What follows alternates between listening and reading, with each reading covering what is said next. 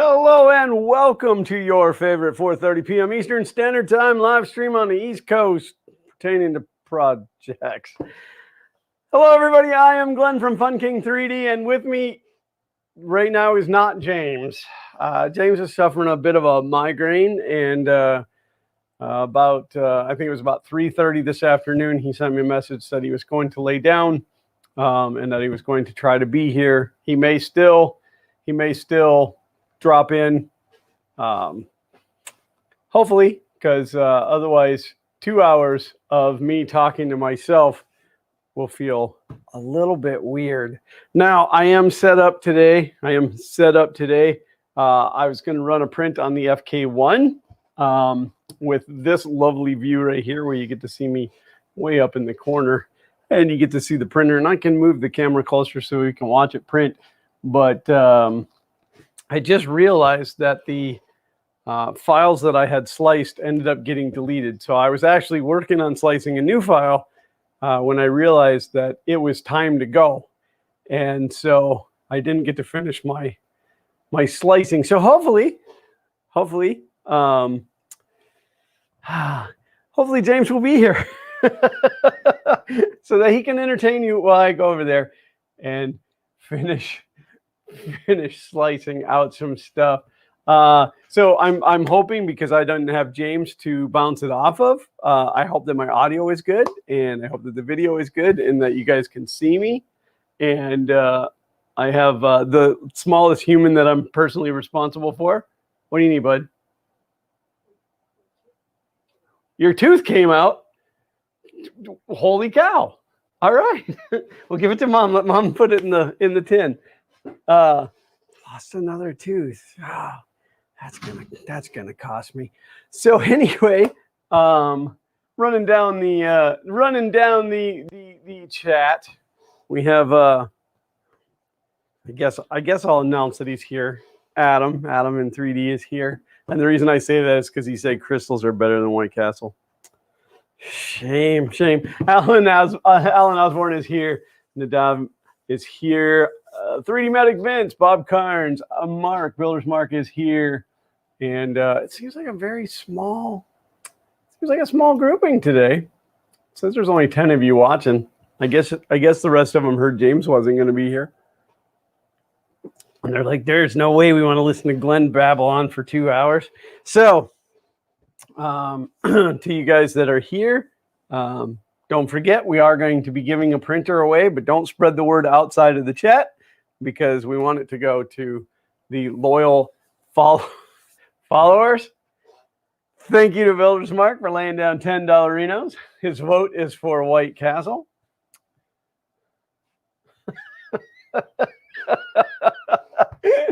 My vote is for White Castle too. Still have not gotten to eat at the Orlando White Castle, but it will happen soon enough. Wow, what I was gonna say what a day it's been, but really what a week it's been. Most of you know, if not all of you know, I'm still working on selling my 1976 Corvette Stingray.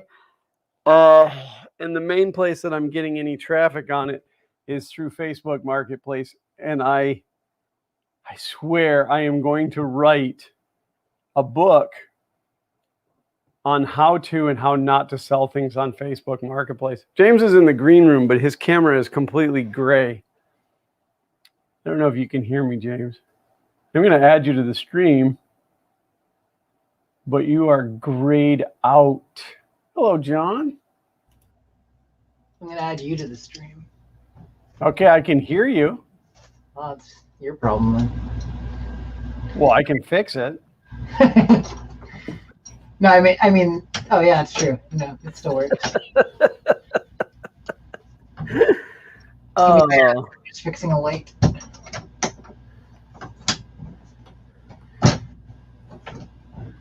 Well, I'm glad you made it, because I didn't get a file sliced for the FK-1, and I was working on it, and then I ran out of time. And so I decided today it was time to mow the grass, because I hadn't mowed the lawn in almost 2 weeks. And we've had so much rain because of the hurricane/tropical storm that the grass was like knee deep. And halfway, not even halfway, a third of the way through mowing, my deck broke on my mower. I was mowing and I looked down, all of a sudden the deck is sitting like this underneath the mower. It broke an entire bracket off of there because the deck is so rotted out.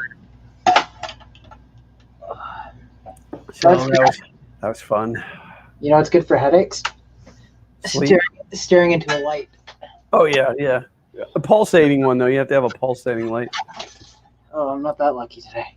My project this morning was getting angry at Xfinity/Comcast to the point where I told my wife that if Xfinity was a person, they would be getting a kick in the nuts. I got an email from them this week that said I was entitled to upgrade to a free upgrade to 1.2 gigabit, which is exceptional. That's 200 extra megabits. And, a guy could use a lot of megabits. And so then, no. But the equipment that I had wasn't good enough. I needed the new modem. The new gateway, which I immediately put into bridge mode and turn it into a modem because I have all my own stuff. And, man, did they make that procedure so horrific. You have to have their app on your phone and you have to log in. You have to stand on one leg. And it took way longer than it should have to get the internet back up and running. But obviously it's here. It's working, unlike James's camera. My camera is purposely switched off because I'm trying to fix the light. Sean, and this is not to Sean's discredit at all. Sean found me some clamps that allow me to mount professional lighting equipment from my drop ceiling. The only problem is if the lighting isn't perfectly balanced from a weight point of view, they just rotate until they're like, there's no way to lock them in position. Sounds like Sean found you an inferior product. Well, it was a product that... Sounds like you should have designed and 3D printed your own. I don't think I would trust, because of the number of angles that are required for the way these clip onto the molding and everything. I don't think I would trust a 3D printed part to not snap at some point and then break my new and somewhat expensive lighting. I don't think that's far enough out. I think that's going to give me a lot of shadow, but let's see. Yeah, now I just look. No, it's kind of a good like artistic, a good artistic lighting look. It's because the lighting is high, but like too close, so I'm not getting any. Mark asks, "Is it the camera or is James stumbling around in the dark?" Yeah, he was just in the dark completely. So technically, both are accurate. Camera's turned off, but also I had that light switched off after 20 seconds of staring into it and realizing that my retinas were now quite charred. John asked, "How's the FK-1 going?" It's been a minute. Well, actually, had you been here at start time? No, I'm just kidding. But not really. If you, I'm actually going to run a print on it today, but when I was getting ready for the stream, and I went in to look at the files that I had, I realized that I had deleted all the files out of there. So I was in the process of slicing a new one and ran out of time. So now that James is here and can entertain you for a few minutes, I can go and finish slicing that file. I'll still be able to talk to you, but I can show off the progress on. You've seen it on my Patreon, all the progress I've made on that project. Yep. But I can show that off here, and I'm going to do some soldering work today, and I'll see how that goes. I had grandiose plans, but I only got 4.5, 5 hours of sleep last night, and then we had that 7.5 hour drive today. I've been driving on my winter tires since before COVID started, because our lockdown started in March of last year, and that's what was on the car. My winters are actually stored at my folks' place because I'm usually there for Thanksgiving, so I get my winters put on at Thanksgiving, and then I'm there for Easter, so I get my summers put on in Easter. And my brother works at a tire company, so my summers are at my parents' place. But since there's really been no place to go, it hasn't mattered, right? Like, I think I put like 1,000 kilometers on the car over the course of the first like 8 months of the pandemic. But now we've been driving these weekend trips, and I'm on the winters, and the winters wear like 2 to 3 times faster than summers do during the summer. So I had to send pictures of my tires to my brother to make sure that they were going to last for a little bit longer. I will need new winters come this winter, but probably a couple of those long round trips left. Well, that's quite bright. I need to fix that so it's not so washed out.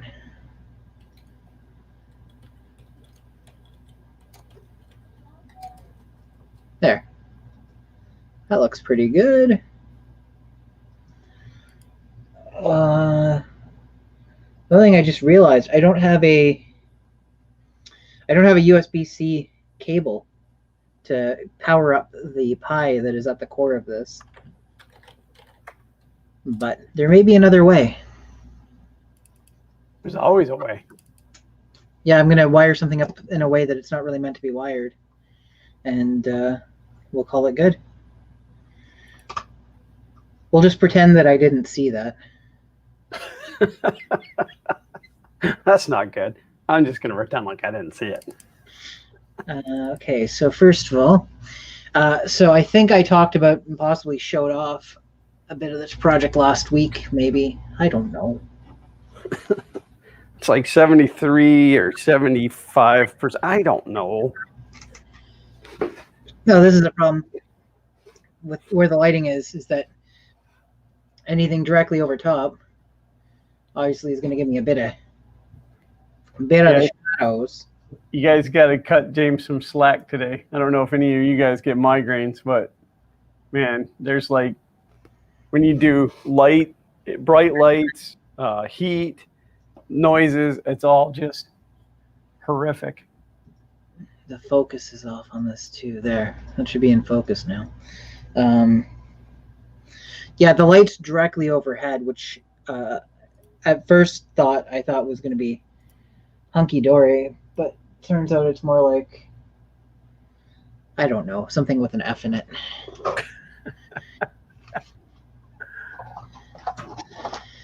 But since Builder's Mark is not cutting me any slack, I guess I'll try and fix it. He said, if I read between the lines, James, if you don't fix your lighting, I'm going to unsubscribe from Glenn, and only Glenn. Well, that's all right. I had 10 people do that over the last week and a half anyway, so it is what it is. I don't know if I'm just special, but my subscriber count only changes at night now. It only changes at night? Yeah. All right, this thing should be building temperature. I guess I'll back the camera up a little bit so you guys can, I don't know if you guys can see the screen, but I don't know. The focus on this camera is garbage. You know, a guy just wants to broadcast on YouTube and then, hello, Uncle Ron. Hello, Greg. Hello, Greg. Is that better for the shadows, at least? Yeah, the project looks fine. It's a little pack that thing up. Do you want it further away? You won't be able to see the print happening if I get too far away. Let's bring the exposure down another tick. All right, where are we at? Heaters are on standby. All I'm doing here is exposing myself on YouTube. Okay, so let's go ahead and connect the HDMI cable up to this. Today we are going to run some Jesse PLA. I was the first Canadian subscriber to the Jesse box in Canada. Awesome. Yeah, this is the first bag from the Jesse box that I've cut open. Well, that's some incredible shrink wrap on these. I was referring to the TikTok. Oh.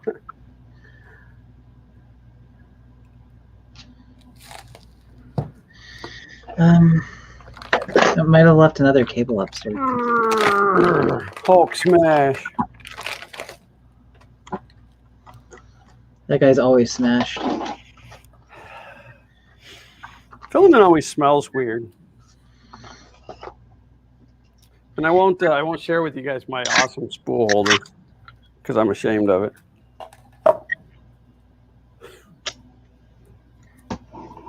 It's an IKEA Lazy Susan sitting on a chair. I might have to go grab another cable. I'm trying to think if I sent the spares downstairs because I don't feel like going back up the stairs right now. It was a big effort for me to get down here.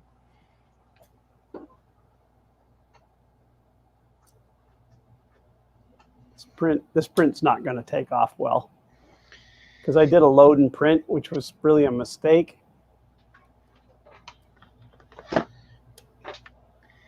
Okay. It doesn't even have any filament loaded in it. I Just going to pretend like I didn't see that. I think actually you shouldn't pretend like you didn't see that. I don't think this is going to work out so well if you do that. It's probably not going to work out well anyway, but give me 2 seconds. I just got to go grab a cable. All right, I'll entertain all the peoples. Show me that juggling act that you always talk about. How you can't juggle.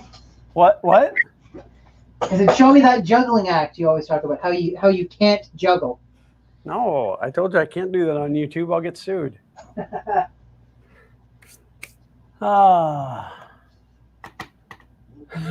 John said I unsubscribed so I can resubscribe during the live shows. Uncle Ron said he just printed all of his MPCNC parts in Jesse PLA. I like Jesse PLA. It's pretty good. Sometimes the glitter isn't 100% in spec though. Well, this will be the first Jesse PLA that's ever run through the FK-1, so it's going to be entertaining. I have my laptop sitting here, and I almost set it up to where the FK-1 had its own camera, so there would have been 3 of us up today. But again, didn't have time. I only got half of my projects finished for today, and tomorrow's a work day, which I don't really like work days. All right, so our nozzle is now holding at 215 degrees, which is where it's set to. The bed is up to 55.2 Celsius, and it is set to 60. So we're going to see what happens here momentarily. Hello, Clint. Welcome. Better late than never.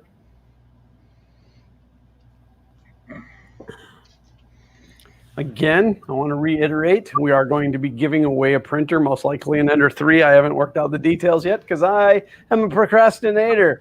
But we will be giving away a printer in the next few weeks, but do not spread the word outside of these live streams because we want it to go to one of you people that show up on a regular basis.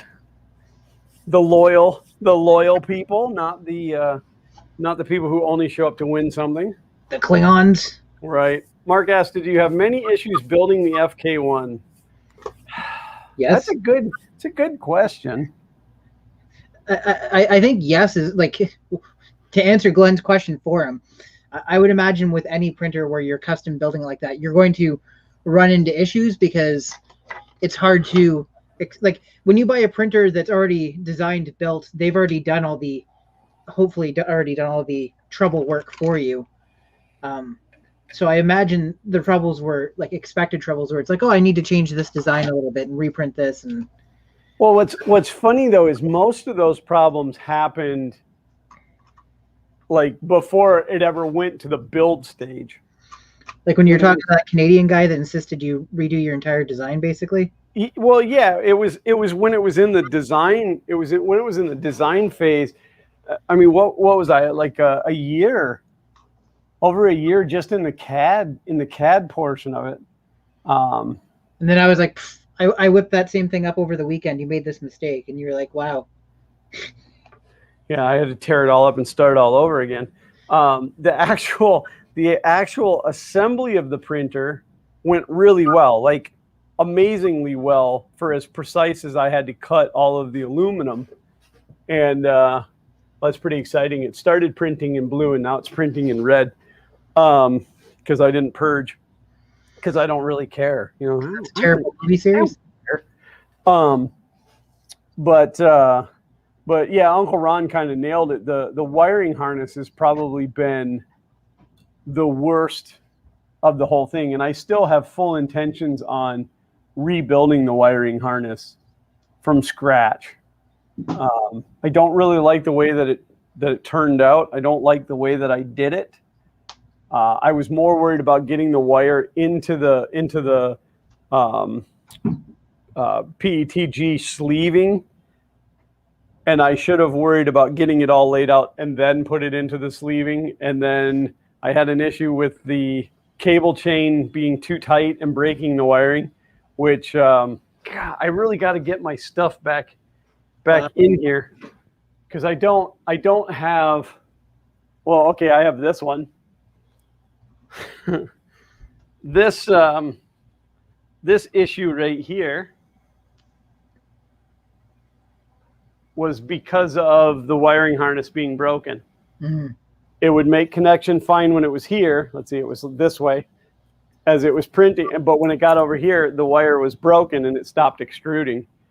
So yeah, I got to move that camera. You can't even see the print. All you can see is the control panel. I just realized that my ceiling mounted camera, when Kayleen and her mom are walking upstairs, the vibrations are enough that it bounces.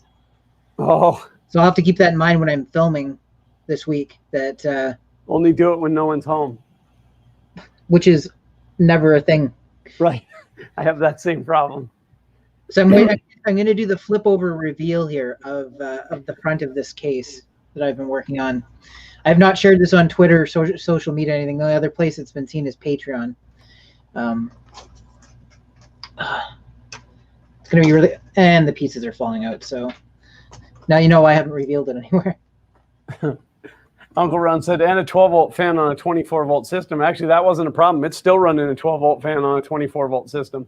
The problem was when I tried to put a 16-volt capacitor in there, and it exploded immediately. That was fun. Mark said, I'm looking at what issues to deal with for the clone I'm building. If it's completely from scratch, if you're doing 100% of it yourself, I'm going to say the wiring. But even on a kit, the wiring is the worst part. I'm going to bring up the gain now. I don't know why I'm getting, because I added additional lighting, I don't know why I'm getting so much shadow action on this. Steven said, oh my God, is that the FK-1? It is. It is the FK-1. It's the second week in a row that it has had an appearance. I have a new large battery backup in my cart on the Amazons. I just have to pull the trigger. I'm a little mad at Amazon right now though because the last 3 orders have been late. Today being the 3rd one, so as soon as it's officially late, they're going to get a strongly worded email. Just gonna shift this over and try and get out of the shadows.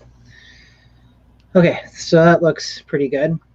This is not the start of a 1-week print. This is just a regular benching. I haven't printed on this thing in probably a year. So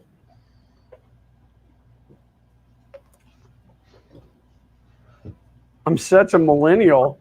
I'm not a millennial. I think because you're complaining about your Amazon orders being late. Well, okay, so my gripe with Amazon is the fact that I pay for Prime to get stuff here, and then they promise it's going to be here and it isn't here.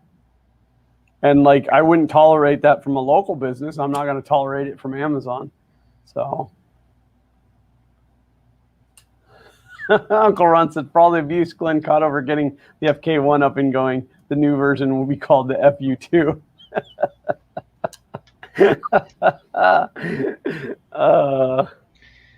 So I designed, which is now completely in shadow because why wouldn't it be, a custom PCB that handles power distribution and USB breakout for the orange Pi that is at the core of this thing. It's beautiful.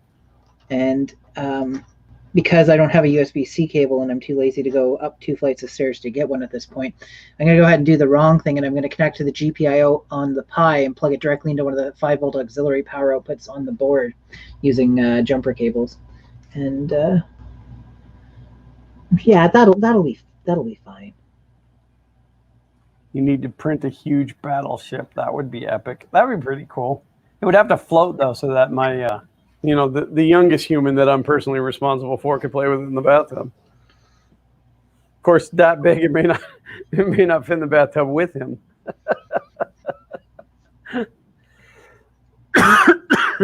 Now I just need some power input. So yeah, I designed this board because I knew it was going to need more than like a traditional amount of power a USB connection is going to give. So I built this so I can connect a 5-volt 6-amp power supply externally to it, and power it that way.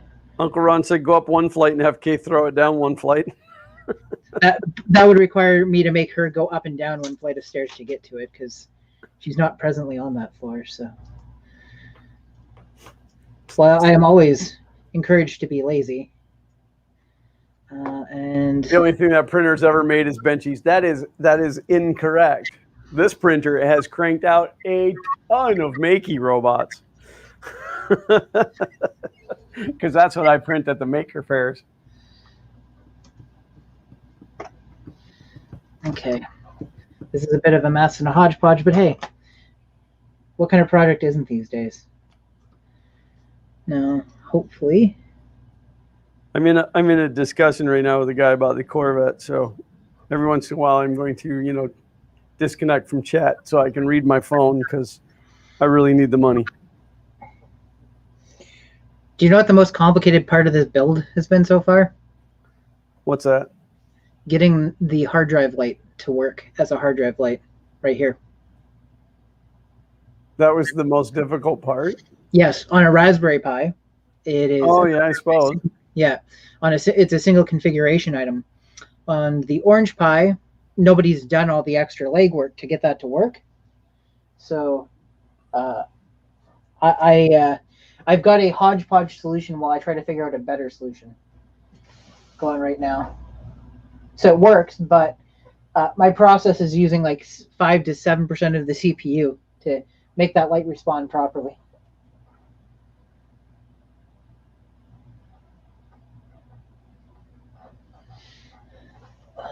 Need a USB keyboard. I need to reopen chat, I just realized.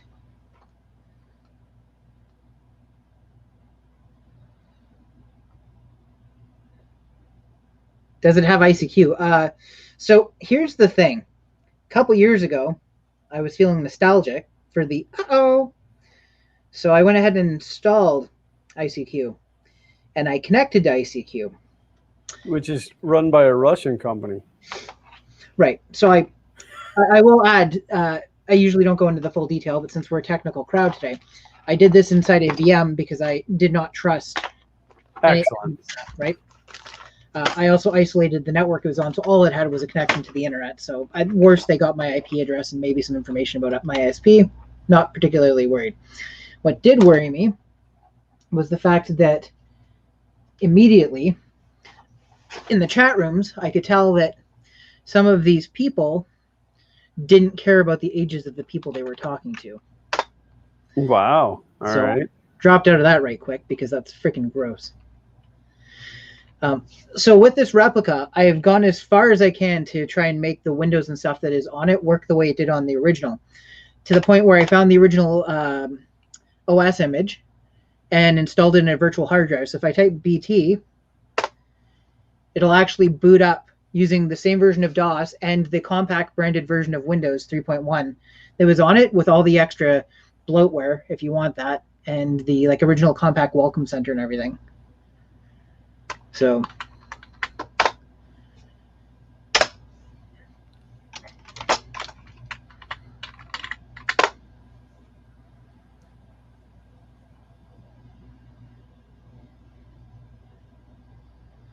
I do remember that. I think eventually that hook was also used to be able to enable and disable people's webcams remotely when webcams are getting started. Maybe that was MSN.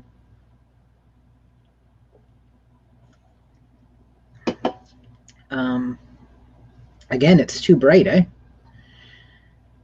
Maybe I'll just do this.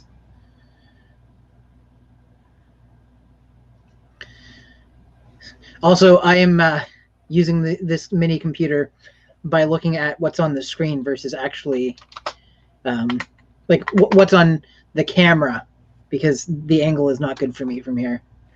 Looks a little out of focus. Let me see if I can forward focus that up. Let's see what I've missed in the chat. Where's Xander? Does he still talk to you? No, he's almost 15 years old. He doesn't talk to me anymore. He's actually gone. He's at camp for the week. He's at camp. No. Yeah, he's gone for the week. And then the other smallest human that I'm personally responsible for will be leaving for his grandma's house on Tuesday. So my wife and I will be kid-free for a whole week. It's pretty exciting. Unfortunately, we have to work, so we can't do anything fun like go on a cruise. I mean, not that I would right now anyway, but. No, this is done in the Jesse 10-500 PLA. If you get real close, so I printed it on a 45-degree angle to get as much detail as I can, but parts like along here that are a little washed out, well, you can see here, the individual layer lines show up here to finish the curve. So it turned out pretty clean, but I'm still playing with angles to try and get a better version of the print that isn't. The big issue is because I went so detailed with it, there's a gap all the way around here for this border that was on the original one. So if I print it like straight up, not only do I get a support material up from here, but it also tries to put it in here, and it's almost impossible to get it out of that little so Uncle Ron's so harsh. Do not let kid free lead to kid three. Oh, that ship has sailed. Plumbing store's been closed. You didn't give me a chance. You went, oh, that ship's sailed. I'm like, oh God, she's pregnant. Let's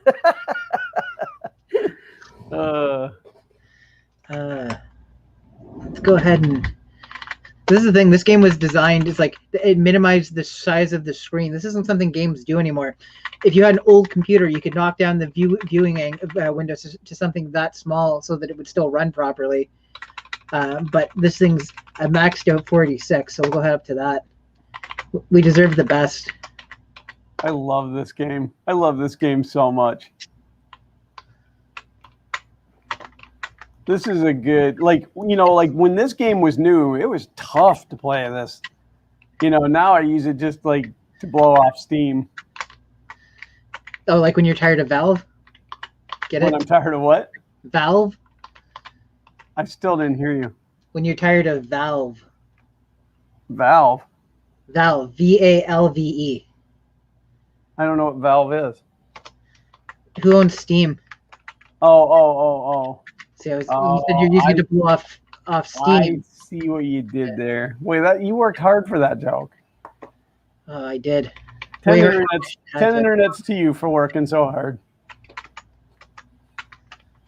Glenn, where's Country 3D? Well, I suppose he's still somewhere up in the woods of North Florida.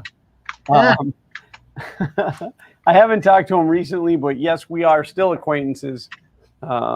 We like each other just fine. In fact, Mr. Riley reached out to me yesterday just to see how I was doing because he hadn't talked to me in a while. I invited him to come on today if he so chose to, but I didn't pressure him into it. He's streaming right now, isn't he? Is he? Maybe it's over. I saw the notification on my phone. That'd be kind of rude to be streaming during our time. And not join us. Right. And bring his subscribers over That's real rude. Yeah, but if Chris Riley comes in, then we can't talk about the giveaway.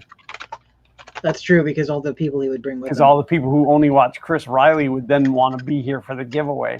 The upside, though, is we haven't really set a date for the giveaway. It's just going to be in the next few weeks. So it's kind of going to be like a surprise. So even if they tuned in today, they would have to continue to tune in for at least the next couple of weeks. So they are going to have to work for it. So. Remember this game?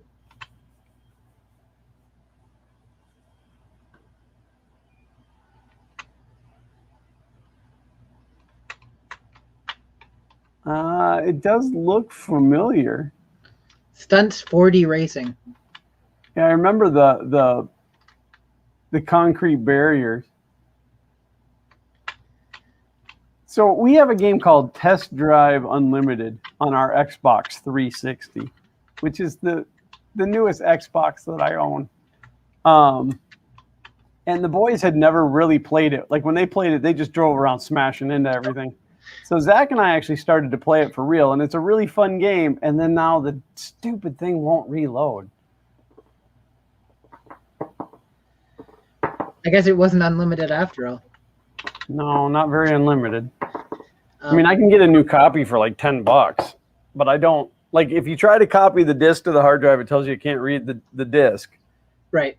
And I ran it through a disc doctor, and that didn't help. It does have a really fine crack in it, like right in the hub, like right, just a little. I don't even think it's all the way into the data.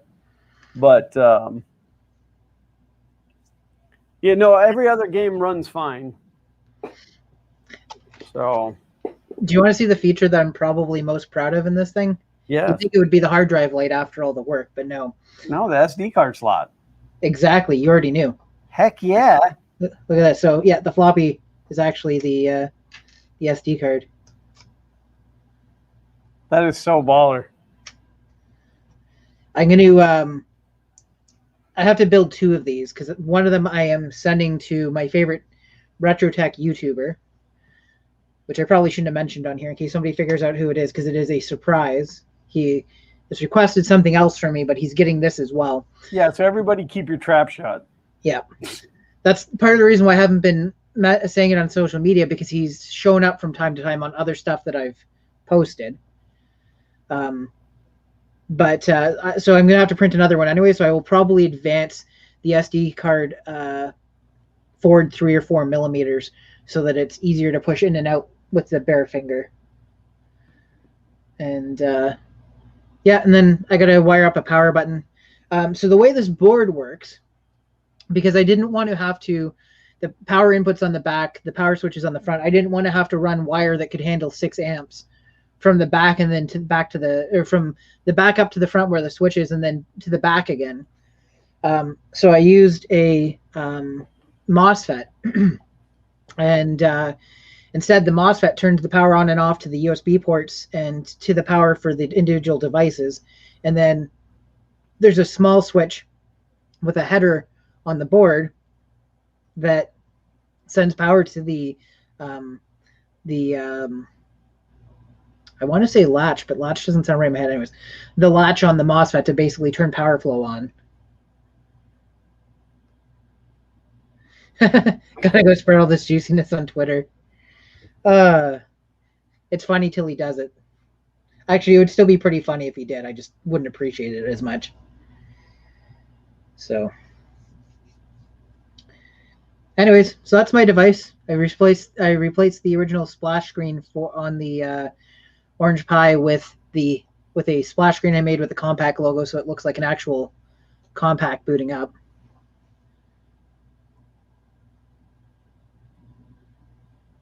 And then, so it sits here. The hard drive light doesn't kick in until it's finished processing the local RC script. But the first thing I put is starting MS-DOS. So as soon as the hard drive light starts flashing, it says starting MS-DOS on the screen. So it looks like as close as I can. I haven't been able to get rid of the Debian, the GUI loading. I had switched it off, and then DOSBox wouldn't boot up properly. Probably because it's expecting some sort of Windows environment, or like not Windows, but GUI environment for it. Right. Because I was hoping to hide the GUI and the DOSBox logo. There is a way that I could potentially do it by switching on and off output to the screen, but then that occasionally leads to it showing that like blue no input screen in between. So most of the stuff that I work on like this until it's published in a video is only on my Patreon, so I post the updates and stuff there. I mean, that's pretty much it. I haven't decided what I'm going to do with this one. This one's been a fair amount of work with the custom PCB and stuff. I may end up selling the design. I think at this point, Compact's trademark. Well, first of all, Compact isn't even a company anymore, right? They were bought by HP. Yep. But I think their trademark on all the stuff that's involved around this is worn off at this point. I'm fairly certain they wouldn't come after you for that. Yep. And I think that I'm allowed to create a custom image. So I guess the sticky part is DOS and Windows 3.1. I don't know if the trademarks have fallen off of those. Age-wise, I think they should have. Well, and again, where you're not. It's a spoof. You're not trying to pass it off as their merchandise. Right, but you're not making cheap shoes and putting a Nike logo on the side. Right, but it is actually running DOS 6.2 and Windows 3.1, which are both like they're the actual Microsoft products. Yeah. So I don't know if I have to clear those out of the disk image or not. They're available on like the image. I think at least one part of it came from archive.org, so it's already available on the internet. And I guess potentially I could just provide instructions on how to build your own image. The other thing I did is I added a 350 meg partition to the SD card that's FAT32. So when you boot up, it maps the home directory to your C drive, the virtual hard drive disk image, the compact one, to D, and it maps that SD card partition to drive E. So if you want to install additional software and you don't want to have to like connect it to your network or whatever, you can just pop the card, put it into your SD card reader, copy stuff to that partition. Then when you boot it up, it's accessible for installation onto the device.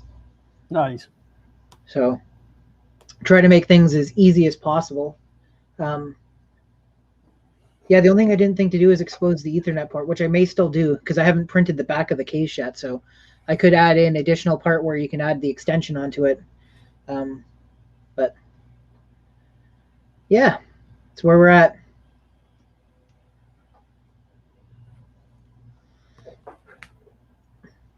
I've kind of gotten obsessed with the miniature stuff lately. So it's way easier to do than super large stuff. I mean, in terms of, so I think there's, I don't know if that was like tongue in cheek a little bit, but there's definitely yes and no's to it because obviously. No.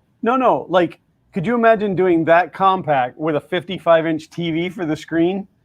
I mean, 3D print. I mean, I've obviously printed 3D printed stuff even for a 20-inch screen, and it was right. But I mean, like, the bigger the stuff, the more difficult it is. Yes, the smaller the stuff, the harder it is to keep details and stuff in it as you print them. Right, like this is literally a 1/3 size. The original computer was a 14-inch screen, but with more of an internal bezel. So it ends up being like 33 to 35% size of the original one. Yeah, it's just it breaks my heart now because I junked so many of those through the years. Oh, I watch for them now because like it would also be ideal if I could get a hold of one to do when I do the video to show them side by side. Yeah.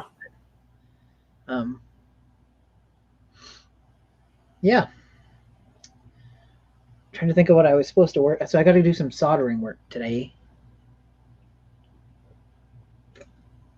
Because as it stands, and hopefully I can fix this by the time we're done, there's no audio from this right now. It is configured to output audio through the board, which was also everything. I like the Orange Pi. It is small. It is powerful. It's a quad-core 1.5 gigahertz board. And it's like, that's the board. It's so tiny, right? You can't do an exact mapping of like, is it smaller than the Raspberry Pi Zero because it's shorter, but it's fatter. Short and fat like me. Anyways, I forget where I was going with this. Something science, I guess. Okay, so for audio, I've got a couple of these speakers, which I forget how big they are, but it's irrelevant for right now. They are 3-watt, 4-ohm speakers. So they'll get mounted somewhere inside. I'm going to, and I've got this audio amplifier board that's just, it accepts, I think, a range of voltages, but I'm going to be putting 5 volts into it. And I'm just going to put pins on it so that I can connect the speakers. And my goal is that this thing is easily disassemblable, because it makes maintenance and upgrade easier if I decide to change some design aspects or get sued by Compaq, you know. John from You Do It popping in. John's a good guy. I don't care what Glenn says. Yeah, I'm always like, yeah, that guy. That guy. That guy Matt from You Do It. This is how you do it. How that song goes, right? I haven't heard from Matt. You know who else that we haven't heard from? The other Matt, Jake from State Farm. Anybody heard from Matt? Jake from State Farm, Matt. Like a good neighbor, stay over there. Oh, that Bentley's looking pretty nice from over here. We'll find out when I get up close, huh? Looks good from far, but far from good. It's a 50-50 print. 50 miles away at 50 miles an hour. So this guy that I'm chatting with on the Facebooks seems very interested in the car. So hopefully we can get him here. He's down by Miami, which is almost 5 hours from here. But this car is worth driving 5 hours to get. Yes, Matt was on Jerry's live stream. Which Matt? How I Do It, Matt, or State Farm, Matt? I mean, I can understand that people, get bored of listening to James and I babble on, but we still worry about them when they disappear. So we can rename our stream Babylon 5. Babylon 2, because there's only 2 of us. Jake. Excellent. Good to know that he's okay. Good to know he hates us now. The DJ's in the house. Hey DJ, keep playing that song. Yeah, I had to drive down and drop Xander off in Tampa yesterday to go to camp, which it's an hour and 40 minutes where we took him, and so that pretty much burned up my yesterday, and then mowing the lawn and dealing with lawnmower problems burned up most of today. I wanted to, Sean Shenanigan's truck is busticated. I'm pretty sure. I'm like 99.9% or 98.35% sure that it's a fuel pump, but I want to run a couple more tests on it before we spend the money and order one. But we actually dropped him off in Tampa yesterday as well. And then we're sitting there, we're waiting on his friend to show up to pick him up. And the parking lot that we're in, it's a strip, and there's a side parking lot, but they're not joined. You can't drive from one to the other. Well, his friend pulled up in that parking lot, and so he's like, "Oh, he's in the side parking lot." And I looked over, and I'm like, "Well, there's the XYZ vehicle that he should be in." And my wife says to me, "Well, walk him over there." I'm like, "He's a grown ass adult. He can walk himself over there." And she's like, I don't know. He just feels like a kid to me.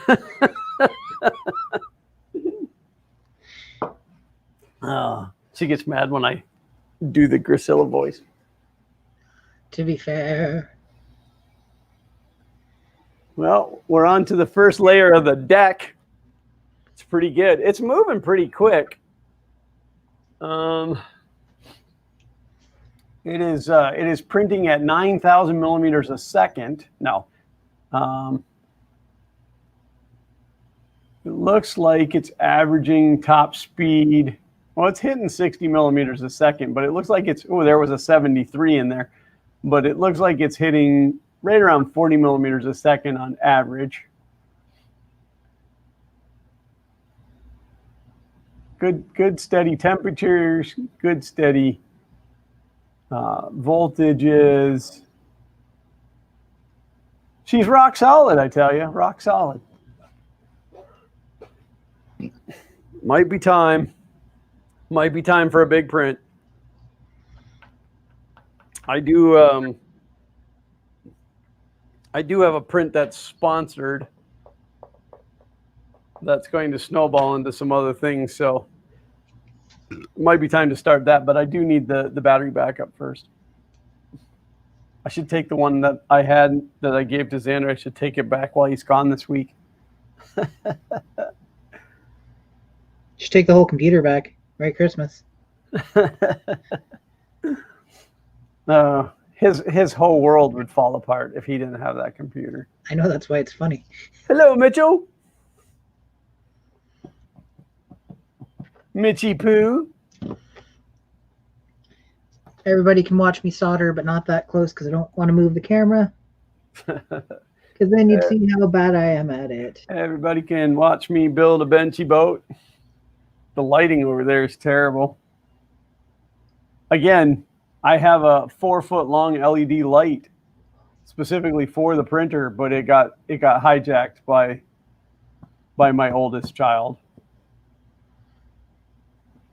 So sponsoring a print, is that just supplying filament? Yes, and a lot of it. Oh, I've had a lot of friends and family sponsor prints then. It's not this particular roll, but it's a roll like this big in a different color that I'm not going to share because it's all part of the surprise. Did you guys see that Mr. Mises that Joseph Prussia printed? No. They printed a full-size, like a life-size Mr. Mises and a bunch of parts and then like glued them together, sanded and painted it and all that stuff. That's awesome. Hello, Glenn. Welcome. Greetings to Alabama. He said Mitchy Poo is my pet name. Every Mitch has got a pet name of Mitchy Poo. John said we need an extreme close-up. Well, you have to be more specific. Like, do you want an extreme close-up of this, or extreme close-up of the print, or extreme close-up of James's soldering? You have to be way more specific. If only someone was having a contest for Jesse filament. I know, right?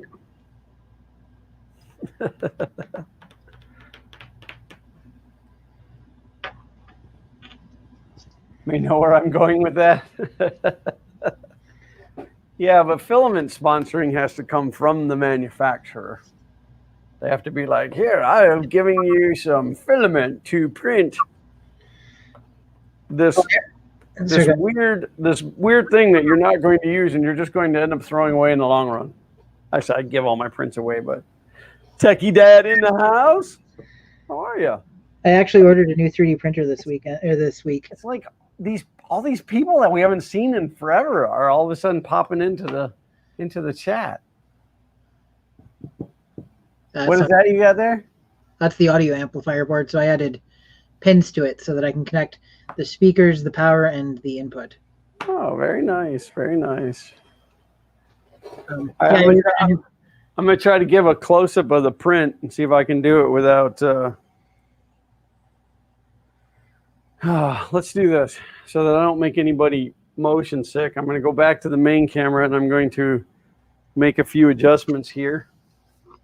If you guys could see how tight all of this stuff is. Like a tiger. It's made of gold. Yeah, I don't know if I'm going to be able to get that down in there without knocking everything down. That was just a USB hub. No big deal. I got more. I'm just going to pretend like that didn't happen. Hashtag my childhood. No, I'm just kidding. I had a pretty good childhood. What's that? I said hashtag my childhood, and then I said, no, just kidding. I had a pretty good childhood. All right, let's see how that looks. Might need to adjust the... adjust the foci on that a little bit. I hate that you got to click like 30 times to get to the focus through OBS. Ooh. So close. Is that good? Is that clear? I hope so, because that's where it's staying. The funny part is, though, is that doesn't really, well, I guess it kind of does justice for the size of the printer and how small that print is. As long as you're getting the film and it doesn't matter on the back end, right? Well, I guess that's technically true. So, okay, so here's the thing, because generally when you get sponsored, you know, when they say, hey, we're going to sponsor the print, we're going to give you this filament, you get to return the favor by saying, you know, like in this case, IC3D gave us a big, you know, a big roll. I think these are, they're either 5 kilos or 5 pounds. I can't remember. They're 5 pounds, 2.3 kilograms. Okay. So, but it's a lot of filament. So, and in fact, they gave me this one way back when I first got the FK-1 set up, because big printer, you got to have a big roll of filament. But they sent me a roll in a specific color that I asked for a print. I got to figure out how to say this without giving it away. It's a print for a project that's going to turn into a different video series. So, but yeah, it's always good to be able to plug the company that gave it to you.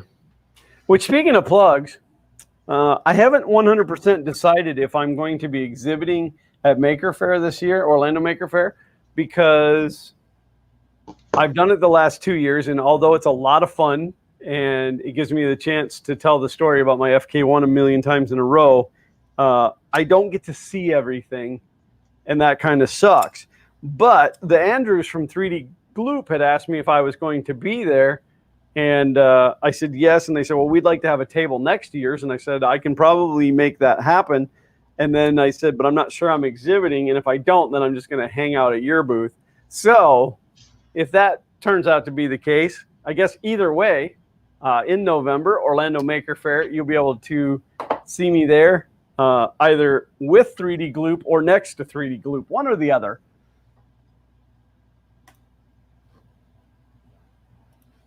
So that's exciting. Want my backpack printer? No. I'm going to just put the FK-1 on my back. I could turn it into a big wagon and drag it around. Can you, with a super long extension cord that keeps tripping everybody? Well, I'll just put it on a big battery backup, and then like I'll have Xander run ahead and plug it in, and then as we go by, he can unplug it and run ahead and plug it in.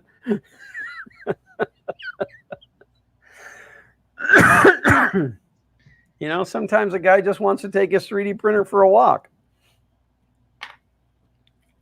I posted a picture, I think it was to Twitter, with me rolling that thing through my yard to get it around to the garage to get it crated up and loaded to go out the last time it went.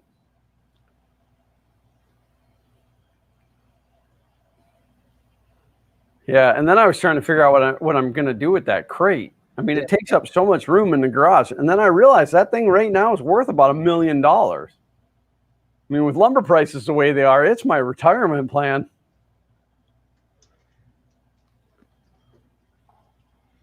I think I paid $6 or $7 a sheet for the OBS that's on it, the OSB that's on it.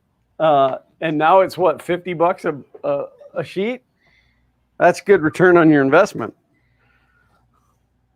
It's doing better than my cryptocurrencies.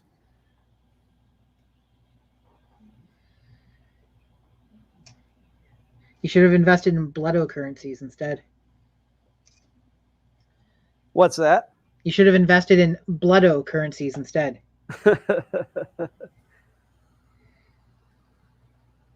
There's a resonance. I don't know if you guys can hear it.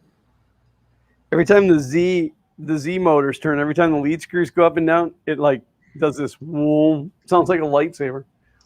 Whoa. Uncle Ron said $80 a sheet up there for OSB.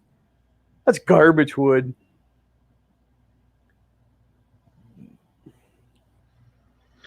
Okay, I think that's it for soldering for today because I burned myself a couple of times. Well, if you didn't, then you're not doing it right. But more than usual, I think, because I'm a little tired and my eyes aren't focusing quite the way they should. Another one of my favorite YouTubers always says, if you're not dirty, you're not rich. Okay, so why don't you just take today off? And I said, because Glenn will cry. Because what? Because Glenn will cry. Oh, God. Well, it's not even so much that I would cry. These people would have to listen to me just jabbering on for 2 hours by myself. There's no telling where that would go. I don't know. I don't know. I don't know if I've ever done like a long live stream by myself. I always had one of the kids here. Like I always had somebody to talk to. You usually just replace me with Mitch. Well, yeah, but I mean, even before I was doing these kind of streams, like even before Fun in the Country Basement and stuff. Oh, Scott said we're getting a new roof, well, a new rough, but yeah, roof, and the decking is $80 a sheet. It's nuts. So lumber prices are coming down. Lumber prices have dropped by over 40%. Yeah. But now that they know you'll pay it, you'll never see it. Well, the thing is it's dropping as far as the market goes.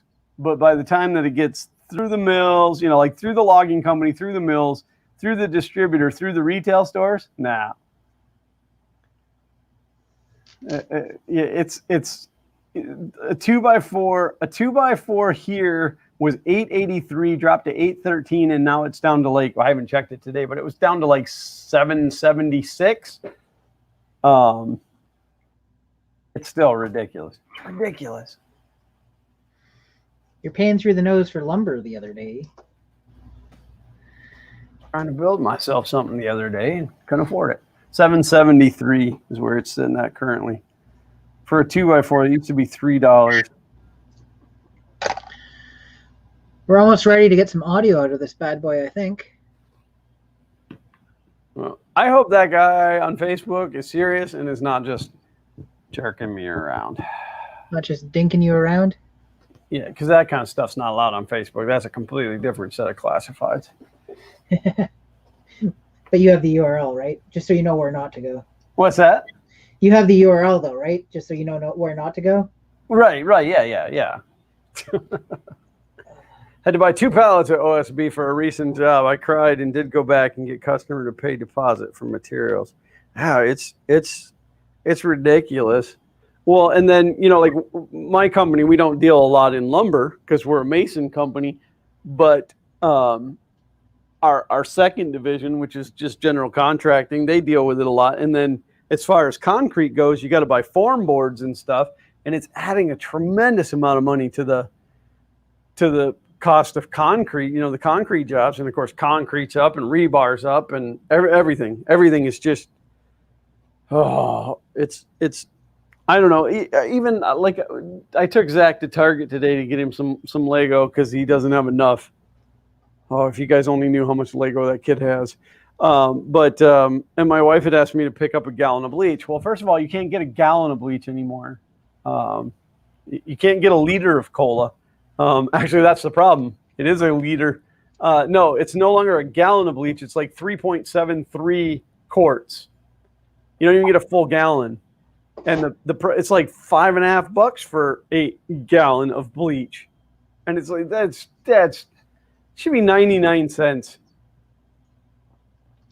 Stuff is just ridiculously expensive. $7.77 for 2x4x8 here. Oh.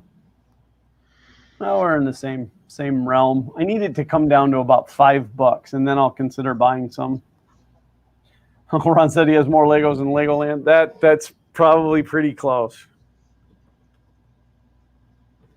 We had gone to Legoland, Florida one time. They have this wall. It's now in the hotel, but it was in customer service. But this whole wall of Lego minifigures. And we went in there and I was laughing. I'm like, look, it's almost as many as you have. And the people behind the counter were laughing, and I'm like, no, I'm serious. Hey, did that come over? You heard that? Yeah. If they don't stop printing money, everything will go way up. Oh yeah, absolutely. Absolutely. Well, now we're gonna pay McDonald's workers. Now I'm gonna offend somebody, but I'm gonna say it anyway. We're gonna pay McDonald's workers $15 an hour. When McDonald's was never a career. McDonald's is the kind of place you go to work when you're a high school kid and need some money. But the way the world has turned, people have turned it into a career, and it's not enough money. And I'll agree, it's not enough money, but it's McDonald's. So then we pay people $15 to work there, and then a Big Mac is $25, and it's not worth the $7 or whatever they charge for it now. All right, I'll get off my soapbox. Look at that, Benchy. Isn't it gorgeous? Look at that, Benchy. How's my audio today, by the way? I did some rewiring down here. It's not doing that weird, wacky thing. Well, that's good. I hear myself every once in a while, but that could be StreamYard. I've got static on my audio. I don't know what's not properly. I like on the audio for this thing, not my personal audio. Double check the grounds. It's always the grounds. It's kind of the issue, right? Because it's a non-grounded power supply. But make sure that all of your grounds are connected to each other. Oh, yeah, they are. Everything's connected through the board now, and then to here. Right now, it's averaging a top speed of about 40 millimeters a second. I've seen it jump to 60, 83. I don't even know what I have it set. I think I have it set at 100 millimeters a second for the max speed, but I'm just looking. I don't have a spare USB mouse downstairs at the moment. Why do you keep taking all your stuff upstairs? That's where I've been doing most of my work already. Vince said you don't need any floaters. Floaters or groters. Okay. So I'm now connecting my super fancy wireless mouse up to my computer that's meant to be a 486. Gotta make sure the volume's cranked, which it should be, but volume control. Does this give me a percentage somewhere? I think it does on the screen, but time left. It says it's still got an hour to go. That can't be right. It's already printing the wheelhouse. I was going to make it bigger, but I wanted it to actually complete during this live stream. So, yeah, audio is not my my forte. Clint asks, anyone tried the leaked version of Windows 11? Nope. I really want to try the released versions of Windows. I'm just kidding. Yeah, I'm not sure I like the released version of Windows 10. Yeah, there was a time when I would have absolutely installed it in a VM environment just to play with it, but I just don't care anymore. I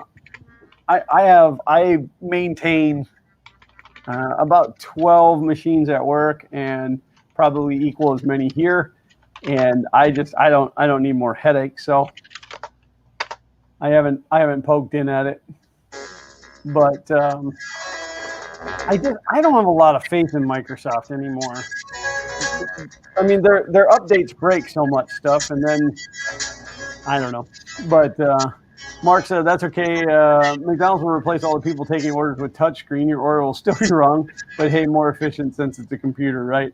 Next will be automated cooking lines. Okay, so let me give you my secret from McDonald's. Now, keep this to yourselves. Don't share this. But if you're going to go to McDonald's, don't go through the drive-thru. Install the app on your phone. I realize that you're giving them some of your data, but it's fine. Install the app on the phone and order your food that way for curbside pickup. It's way faster than the drive-thru line. and it's easier to order because you don't have the monkey behind the screen screwing your stuff up. Again, Mark's right. Your order will still be wrong, but at least you know you ordered it correctly, and it does come out a lot quicker. And the people are always like upset that they had to walk across the parking lot to give you your food. It's fun. It's fun. I like it. Microsoft has been chaos on my CAD programs. Every time that there's an update, I get phone calls from the office. Are we supposed to install this update? And it's like, no, don't do that one. Or, yep, that one's got it. You know, it's just, that's some jazzy tunes you got going on there. So this racing game allows you to change between a bunch of camera angles while you're driving. But one of the so there you go. You got a top-down view of your car. This locked inside one here. And then this one here, it just changes from interesting angles to interesting angles. And you're supposed to be able to drive while it's doing this. Oh, yeah, absolutely. Super useful. And then back to the cockpit. Did you just drive into the sky? No. Oh, is that grass? Yeah. Oh, it looks kind of blue. That looks like grass. Yeah, there's different shades of grass. They went real fancy. They were using all them 16 colors. Oh, so I should have brought it up. So now that we can't play test drive on unlimited because it doesn't work, Zach got out this Hot Wheels game. And Zach, what is that Hot Wheels game called? It's like Hot Wheels greatest race something or whatever. So he got really mad at it, and he made a paper for the top and taped it onto it. It said Hot Wheels worst game ever.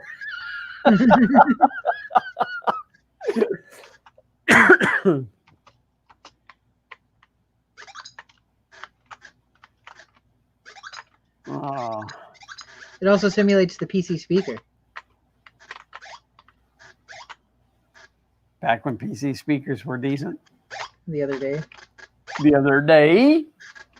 To be fair.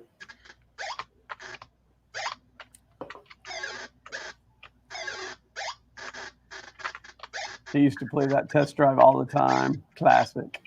I again, the boys played it. Like, we bought it at the flea market, you know, for like $2 or $5. I don't know. But it was cheap and used, whatever. And they don't take the time to learn how to play stuff. They just get in there monkey with it.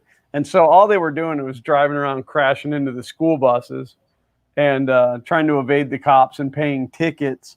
So then Zach was playing it the other day, and he gets so frustrated. It's all part of his ADHD. But he got really frustrated, and I said, "What's the matter?" And he's like, "I can't get any money. I don't know how to get any money in this game." And I'm like, "All right, well, did you read the directions?" "No." And I'm like, "Well, that'd probably be a good place to start, you know, like read the directions." So then I started poking around at it, and I'm like, "Well, you have to do the missions. You have to do the races and stuff." "Yeah, but that's hard. You have to be able to drive." And I'm like, "Well, that's kind of the purpose of the game." They need Carmageddon. Oh God, that was a good one. I wonder if what are the system requirements for Carmageddon? Probably higher than this thing. I actually can only have my mouse connected to one computer at a time right now, so I can't even go check. Yeah, I'll see if I can find out. But if that's based on a 486, I feel like Carmageddon was Pentium like 166 MMX. I thought it was older than that. This thing won't even, well, so it'll somewhat successfully run Duke 3D. Platforms: MS-DOS, Windows, Mac. 1997. So that would have been well into the Pentium days. Because we had Windows 95 by then.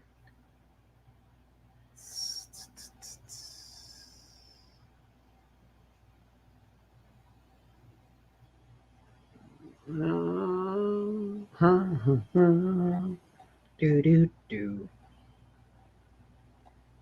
It does not say in this particular article. System requirements. It's probably just going to laugh at me.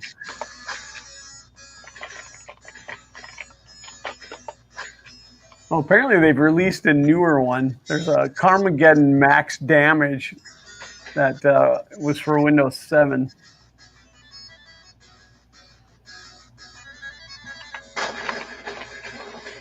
Are you okay with? Well, I can't ask if you're okay with the word without saying it. So, What's that? do you remember you never played Duke 3D? You were saying, right?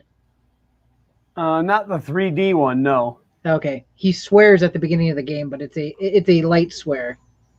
I'm pretty sure you've used it on here.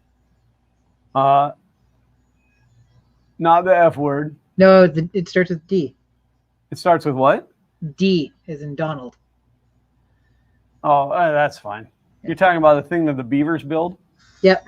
Yeah, no, that's fine. Let's rock.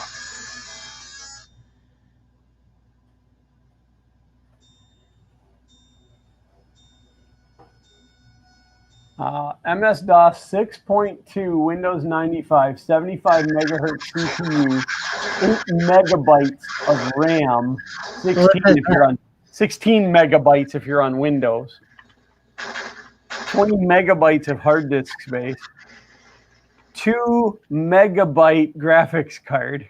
I actually don't know if this has that virtually assigned or not. CD-ROM drive and Sound Blaster are 100% compatible.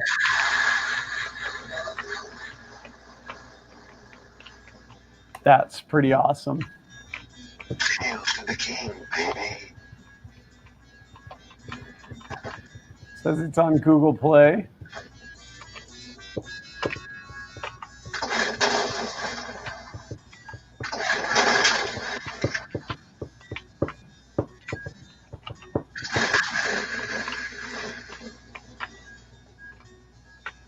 So whoever designed this website thought it was a good idea to put a light gray text on a white background. Makes total sense.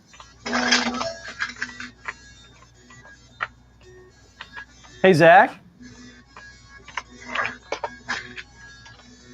No, must have missed him. Zach, can you bring up that Hot Wheels game with the paper that you made? Oh, it's good stuff.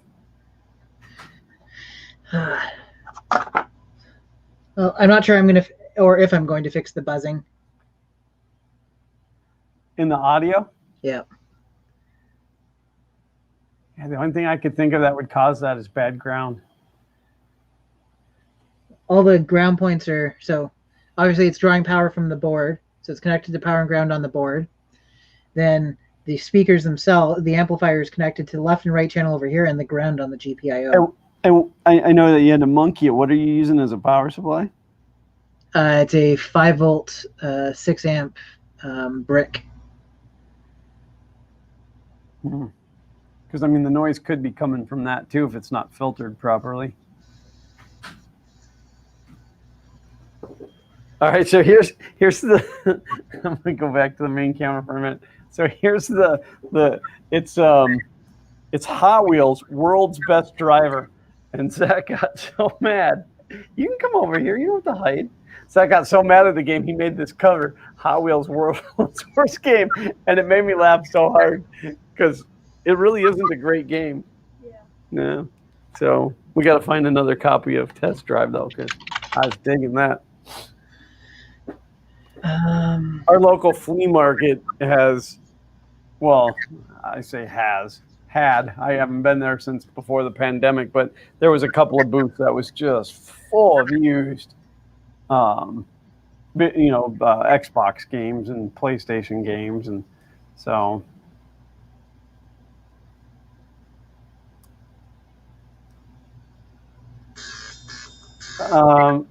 Uncle Ron said, James, that on my 55-inch. I have no idea. No idea what he was trying to say there, but I love you too, Uncle Ron. I'm assuming that's what I was trying to I say. think Uncle Ron's Drunkle Ron? hanging out in the brew portion of the pub too much. Good old Drunkle Ron. Uncle Ron. I found all my old PC CD-ROM games, but I don't have an optical drive anymore. They're so cheap.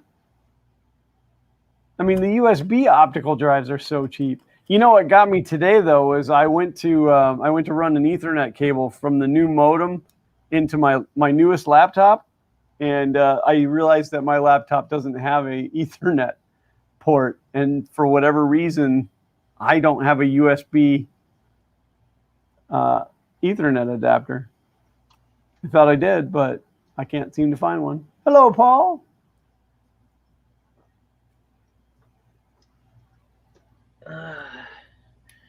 It's the final countdown. This Benchy does seem like it's taken an awful long time.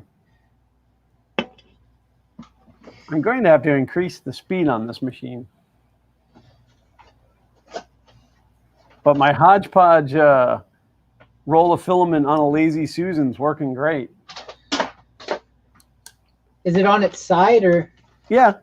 I will say that so I tried that for a bit, and the filament eventually gets loose enough bound that it falls down the spindle, and then it doesn't feed so good. Well, maybe you had an inferior Lazy Susan. I mean, my Susan was as lazy as the best of them. So let's see, Carmageddon. Oh, Uncle Ron said that was supposed to say, will that Pi and Image run those games on my 55-inch TV? Yes, absolutely it will. Yeah. You can do a RetroPie and HDMI it right to your TV.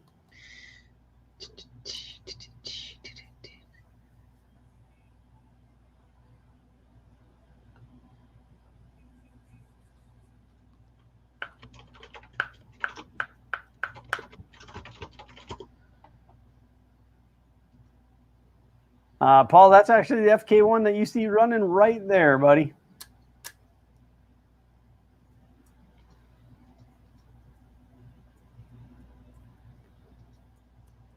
And it's actually, the FK-1 has been working for a long time.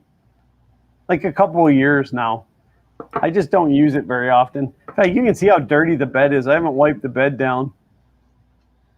You can see it's dusty.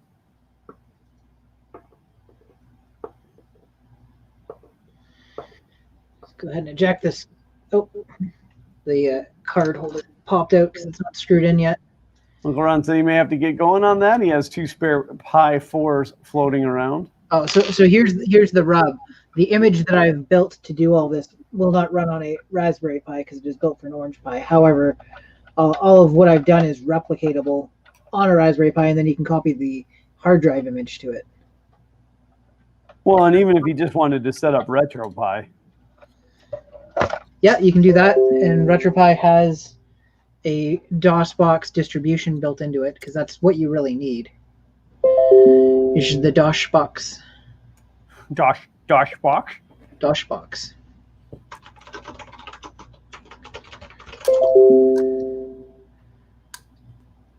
Paul Cumber saying hello to you, James. Hello. How are you? Hello out there. Do.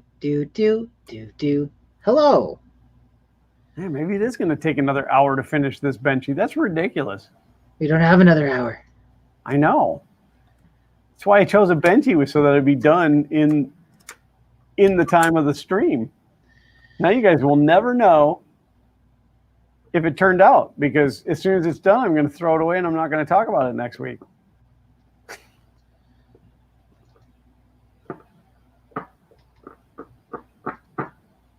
So I guess being it's just you and me, James, I can share some secrets. I am still thinking about printing 1001 Benchy. I was thinking about printing 1001 Benchy the other day. Yeah. I mean, I know somebody else already did it, but they're not as cool as me. Who is? I don't even remember who did it, so I can I mean, say who is as cool as you are? Yeah, nobody's as cool as me. What was that other game that you loved that we dug up the other day? The Street Rod. Street Rod? Is that what you're talking about? Like the one that we did like a couple weeks back? Where you Weeks. buy the cars? Yep. Yeah. By California Dreams. I played that thing like for days and days and days. And then now I don't play it anymore. There's a cheat built into it, by the way. And I can't remember off the top of my head what it is, but you buy the cheapest, I want to say it's the cheapest Chevrolet. And you take the engine and transmission out of it, and then you sell it for like $9,000, and they'll buy it, and then you have like $9,000 to do whatever you want. And then just buy the same one and do it again. Well, I think the only limitation to the amount of money is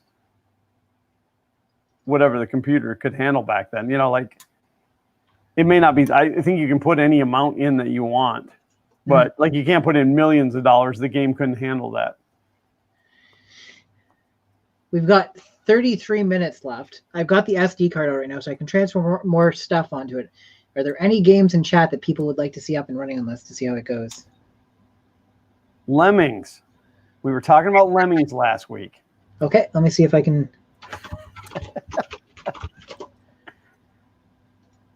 And like how all people are lemmings? Right.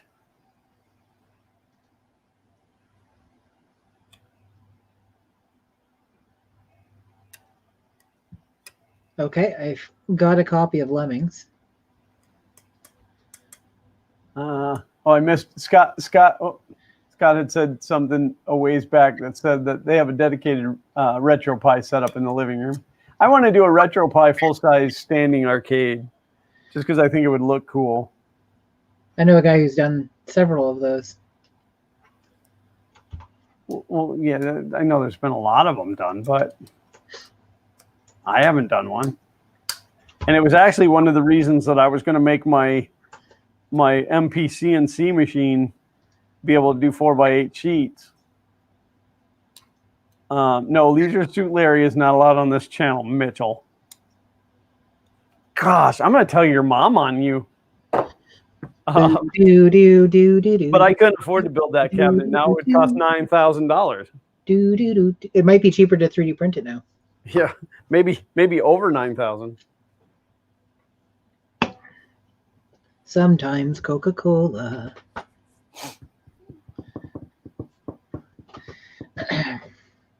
Pac-Man and Centipede. So I know that there's lots of people that program their own versions of those games, but I don't think they ever actually got DOS releases. I think those were strictly arcade at that point.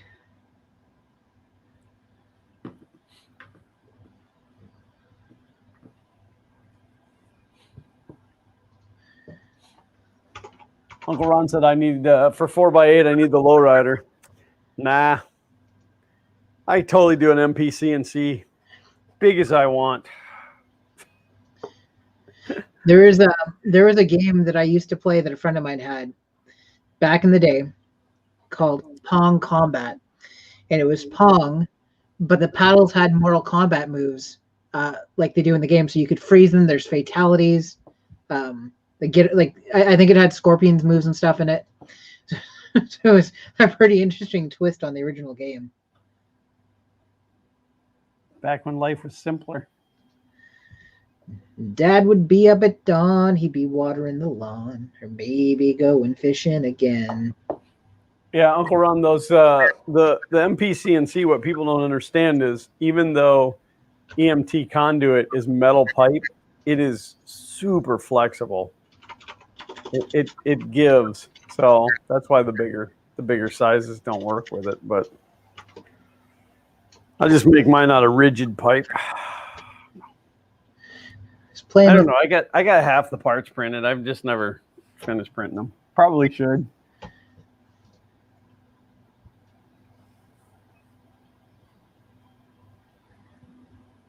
Would filling the conduit with resin stiffen them? Well, I don't know.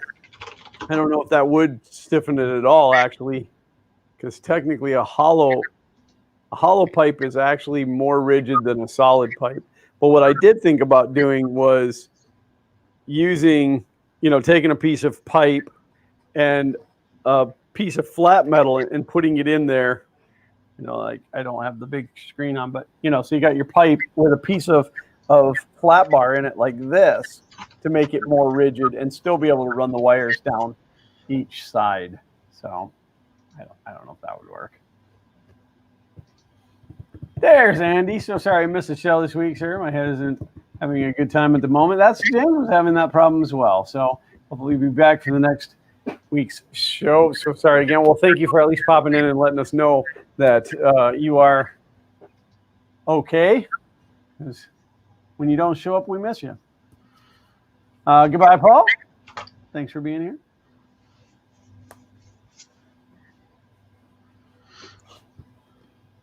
Okay. Uncle Ron said I just printed all the parts for the Primo. What is the Primo? I'm out of touch.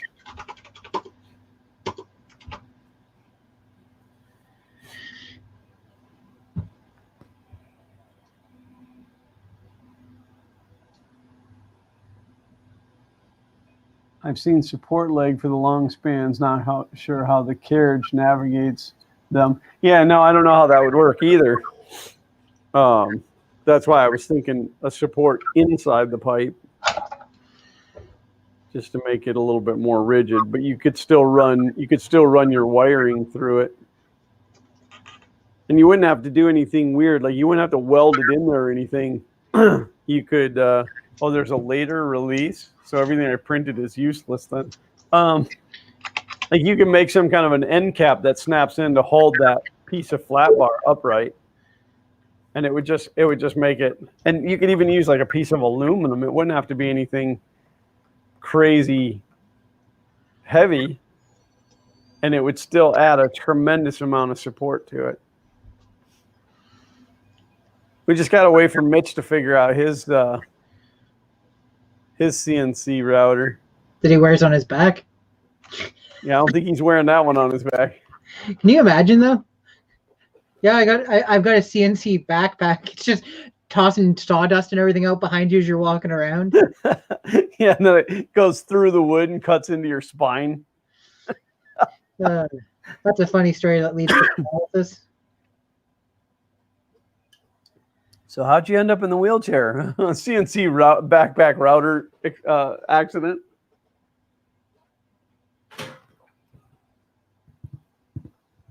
Uncle Ron said I was going to start with a 2x2 to start with.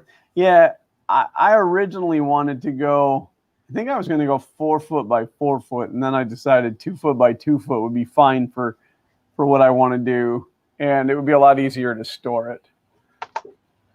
When I move down there, we can go halves on a 4x8 real CNC. Yeah, well, I want a real plasma CNC.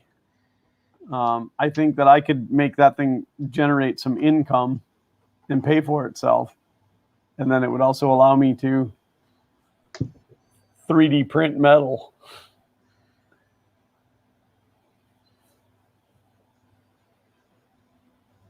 Yeah, Mitch said it's 200 pounds.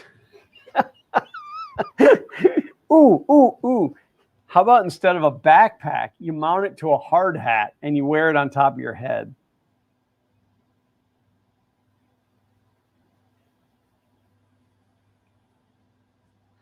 It's not booting. It's not booting. It's just sitting there with the cursor on the screen after the splash screen. Try turning it off and back on again. I just did that. I'm not hard-headed like James. Well, that's why you'd have to have a hard hat. You'd mount it to a hard hat. That way you were safe. What's the story, Morning Glory? I'm looking up that Avid CNC table.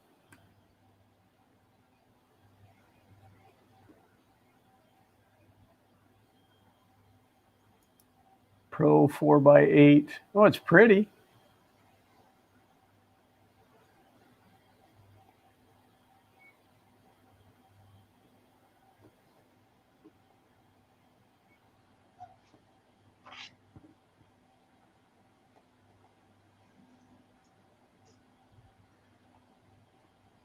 It's only $5,600. I don't know.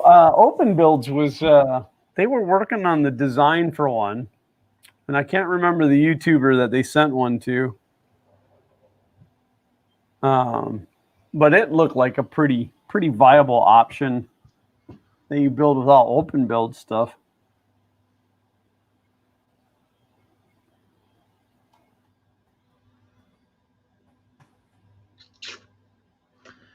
Well, shoot.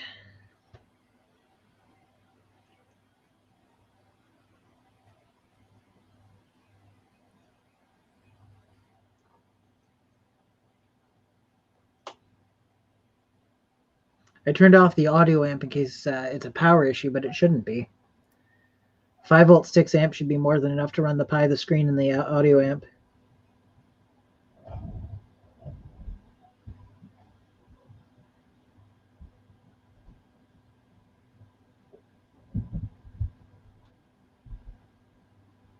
Think something's maybe overheating or...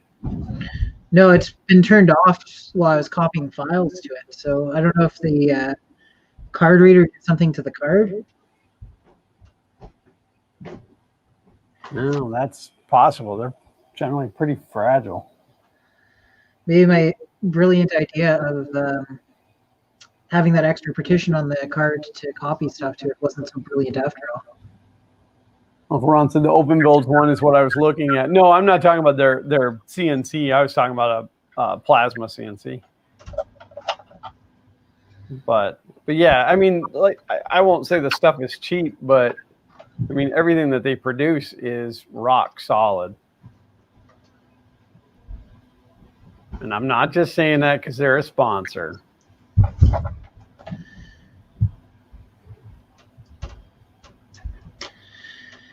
I think Kay and my mother-in-law might have just gone for a swim. What's that? I said I think Kay and my mother-in-law might have just gone for a swim. How is the weather up there? It's fairly warm. Well, it's not super warm, but the days are pretty nice. Did you get any of the effects, or did it of the tropical storm, or did it duck out in enough time before it affected you? I don't think we got any. Like we didn't get any major increase in rain or anything like that. I must have ducked out because it hit the northeast pretty good.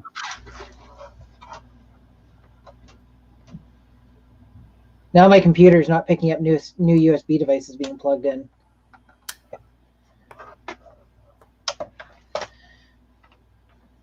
Which is unfortunate because my mouse won't detect now because I've been disconnecting and reconnecting to the individual. You upset the Microsoft gods. Apparently. Yeah, Langmuir Systems. That's the one that I'm looking at obtaining. They're about the best bang for the buck. That's the one that David from Printed Solid says that he has their base one, and he told me I could come and get it for $50.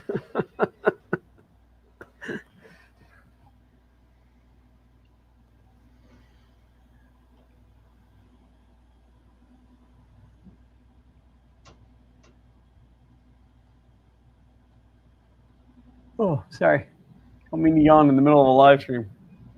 It's really been a rough couple of days. Man, it was like this Benchy was printing really like nice and quick, and now all of a sudden, it's like my Z-Hop lifts an awful high. Like it lifts really high.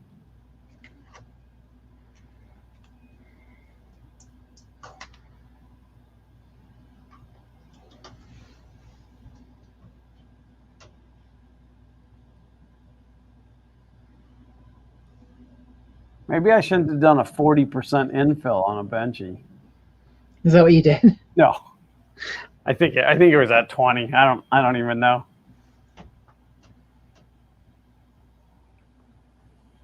Probably could have got by with like 10 or 5. So here's my catch-22/Kobayashi Maru.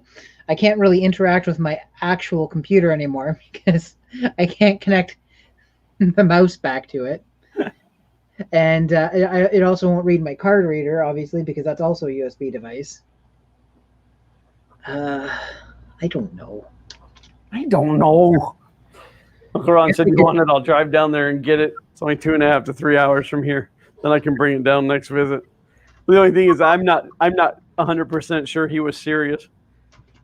Yeah, he told me I $50. I had to come get it and then do a video about it because he said it was awful.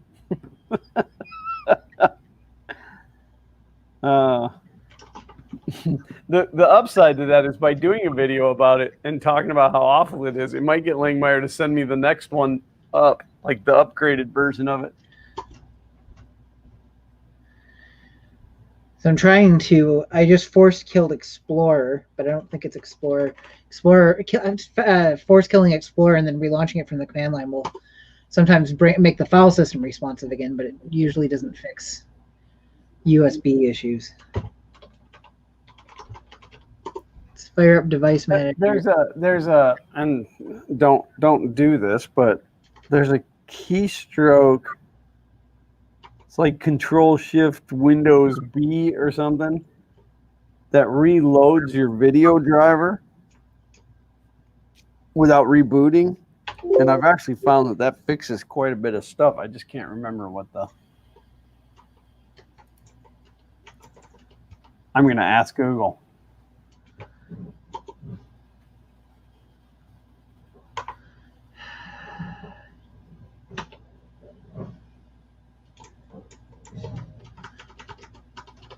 I wonder if I have a virtual desktop client running. I wonder if Win Control Shift B.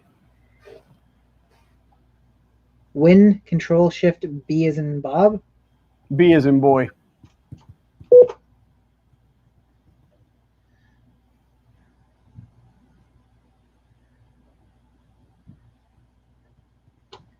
That was my plan all along, was to pooch James's camera. Oh, she's hackapooched now. I have to tell you that no part of what I just did went well at all. I'm gonna take maybe a quick video of what's happening now, just so I can thank you later.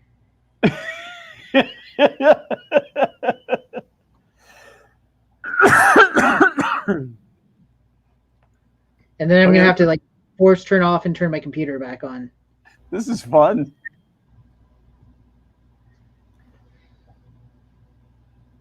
It looks like your camera's having a seizure.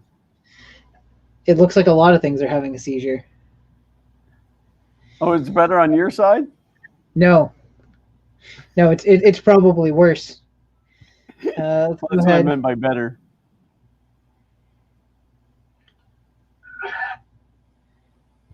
And send. Okay, James is fading out of existence. I'm turning my computer on and off, so I'll be back in 2 minutes. Okay. Do you want to play a game?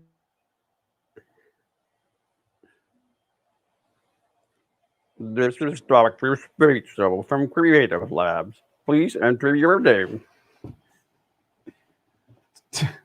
So I don't know if he's rebooted, but he's technically still in StreamYard. So in fairness, the Win Shift Control B, what I didn't think about was the fact that James was streaming from that machine. That's why you should always have 2 computers at every station. You know, like your regular desktop, you should have 2. Your streaming computer, you should have 2. Not really, but all right, there he just fell out. He just fell out of the StreamYard. And now I own the whole screen again. Yay! And there's this slow benchy. Like the first half of this benchy went really well. And now it seems so slow. I will have to check. In fact, I'm going to make myself a note because I will not remember. I'm going to have to check the travel speeds and stuff in the settings of the FK-1 just to see where it is off the grid. Yeah, I wasn't even thinking about it being the computer that he was streaming from. Although it's weird that it didn't just reload the video driver and be done with it. The fact that it was affecting his cameras too.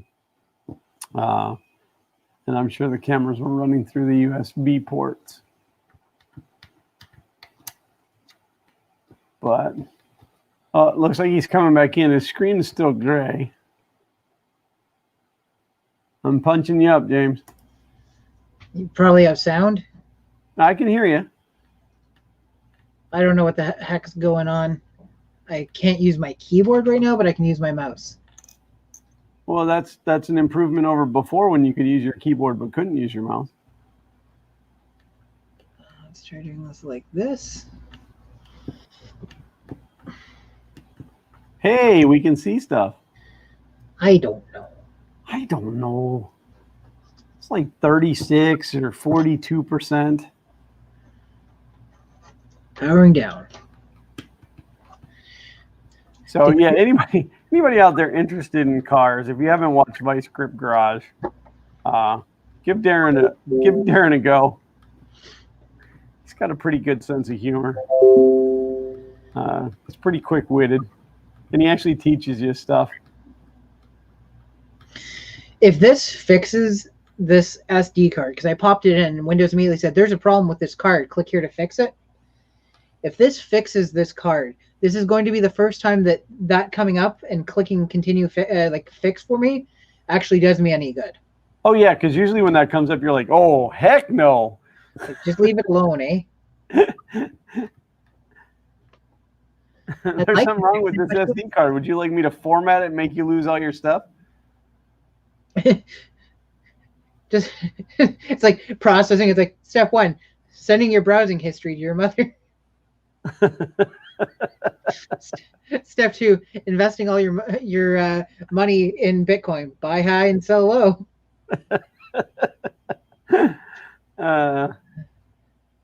Bitcoin. Nobody buys that garbage Bitcoin anymore. Actually, I bought a whole pocket full of Shiba Inu, Shibcoin, and it's been a roller coaster, but it's been fun. Would you say it's been kind of doji? A little doji. Yeah. There's days when I look at it and it feels like a gut punch, and then there's other days when I look at it and I'm like, hey, I'm gonna be a $10 heir before long.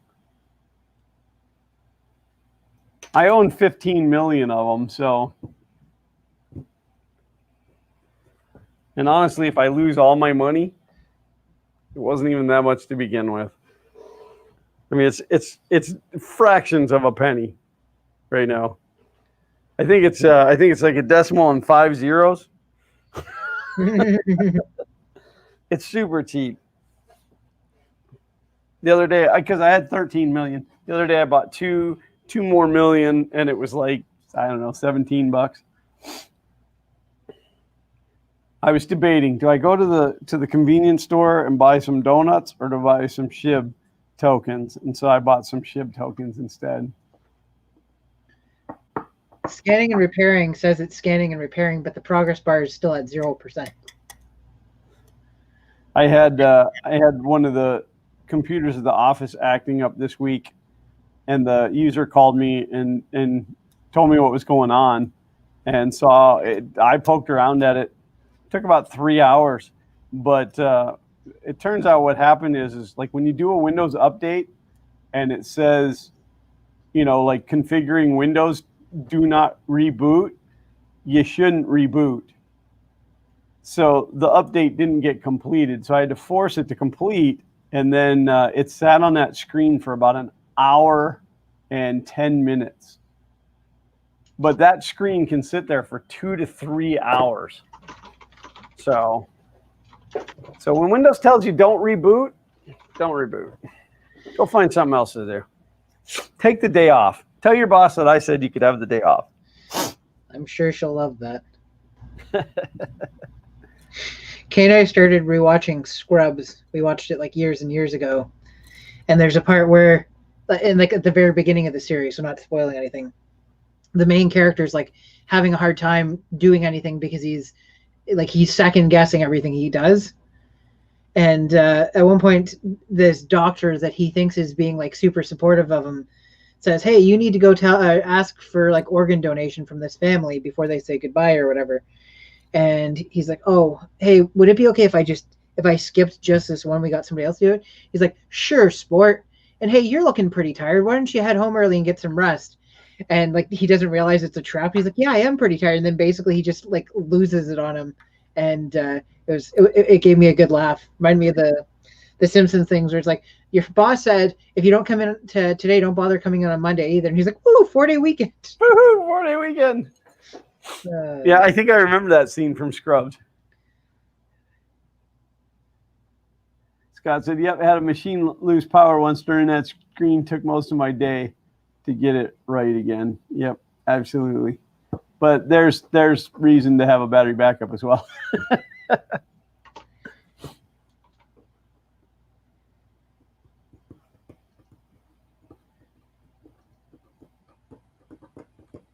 Mark said the only people making money on all the digital coin are the ones selling the coin or actual money. All they have to do to tank the coin, shut it down, and you're the individual with empty pocket. Yeah, absolutely. There's always that risk. But it's no different than the stock market. So here's the rub. I hadn't made a backup of this card yet, and all my scripts and everything that I wrote to make all the stuff work are on it. Well, of course. Why wouldn't it be? Kind of would really like it if it would just boot for me. That'd be magical. I'm also pretty sure my USB ports are now locked again. Probably something to do with this card or card reader. I'm really disappointed in how slow this benchy is going. Good thing I didn't enter into the fast benchy contest. Next year, I'm going to release the Ass Benchy contest. Oh, wait, we already did that. That was the worst Benchy.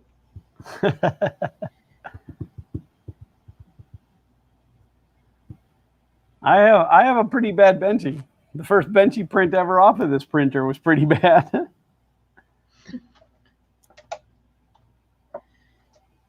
But that was no configuration. It was like literally load up the filament and push print.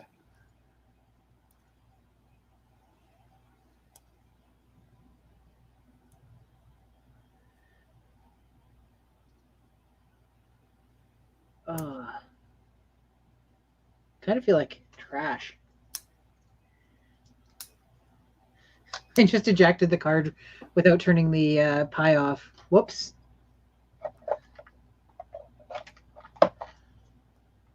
Let's see if it'll detect me putting a card in. Now, is that SD card slot like the Pi SD card slot, or is it a secondary one? It's the Pi one with an extender on it. Okay. Where I want it. And well, not unfortunately, but it's micro SD here, but I went full size here so that it would fit the floppy drive motif better. Yeah, no, that makes sense. So I can't bypass the. I can't bypass that to put a different one into it. You know what I mean? Right. Sorry, I can't take this extension out and plug the card directly into the Pi. Is what I was trying. Not without copying that card to a micro. Yeah, and it's being troublesome right now. So yeah, because it could be a problem with that extender. I don't think it is, though. Well, you don't think it is, but it might be. Bursted into tears the other day. This is most disappointing.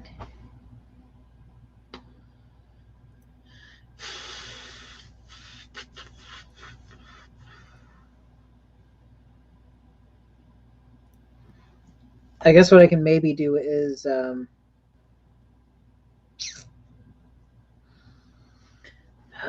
write a Ubuntu virtual USB stick, boot that up with the card reader, the card and the card reader on my laptop, and probably get into the Linux partitions and copy my disk images and stuff off of it.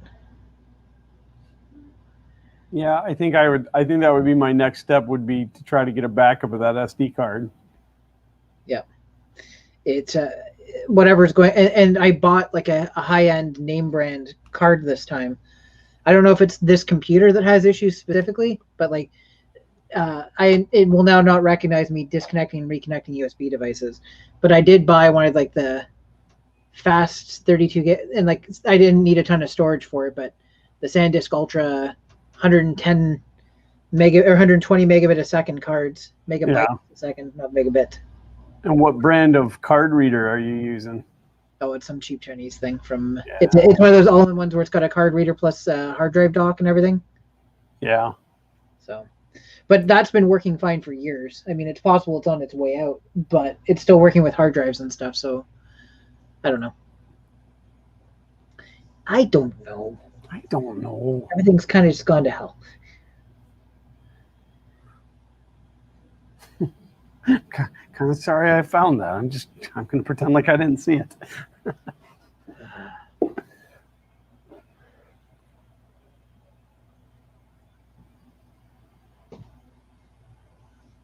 Well, we got 2 minutes left. Do you have anything you want to plug? No. I'm flipping the script on you. I got another maker box to shoot, but with the watchability on the last one kind of hurt, and don't know if I want to make a new one. But then Zach was all upset that we weren't going to make another one, so I'll probably shoot another one. Doesn't really cost me anything. I have a good time doing it. I guess that's all that really matters. That's what I keep telling myself every time I fail. What's that? That's what I tell myself every time I fail.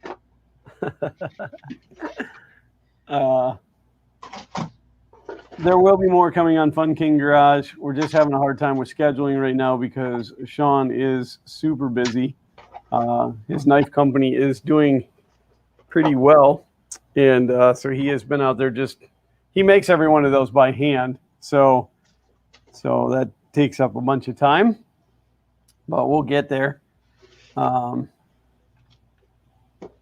We have content.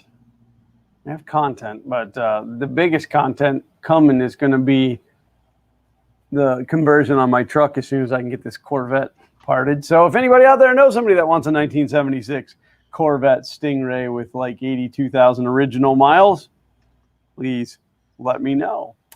Not to sound desperate, but I'm desperate. Well, the funny thing is I really don't want to part with the car. It's a C3 Corvette, which is like, it's in line to be the next hot one because the C2s are getting too hard to find. And then the ones that you do find are like untouchable money-wise.